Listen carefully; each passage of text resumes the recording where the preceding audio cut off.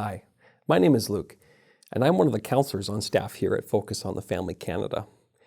Now, I talk to a lot of people about a variety of issues, but there are some that tend to come up more than others. So one of those issues is pornography. So I've heard many stories of lifelong struggles to overcome this habit, and most of the people, and they are mostly men, that I engage with have very similar experiences of being exposed to pornographic material as a young person. And it's no surprise because pornography is ubiquitous in our culture.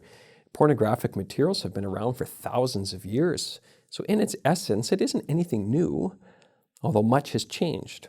These days, it is infinitely more accessible and magnitudes more graphic and violent. And it's all a few keystrokes away, or a few taps of the fingers. Really, it's as easy as opening the window of your bedroom. Of course, we wouldn't need to talk about it if pornography was some inoffensive thing like a houseplant that had no significant effect on our lives. No, we need to continue to talk about pornography because it is a problem, and it's a growing one that is becoming increasingly normalized. Even if not in conversation and ideology, but practically.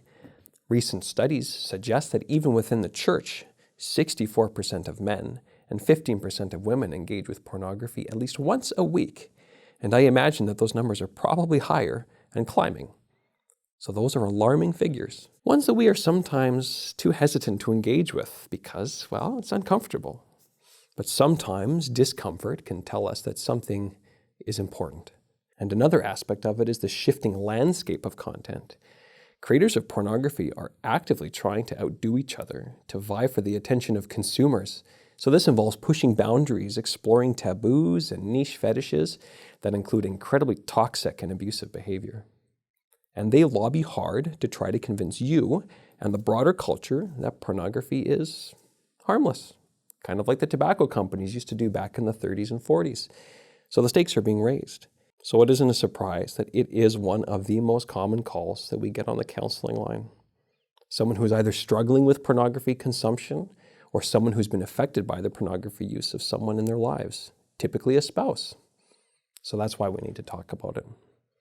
Pornography is a problem because it isn't healthy. It's not healthy for you, it's not healthy for your relationships, and it's not healthy for our culture. Your consumption of it feeds a toxic industry with lots of adjacent and symbiotic industries, although we might use that term loosely, whether you're paying for it or not. Lastly, and certainly by no means least, it's also contrary to what God desires for you.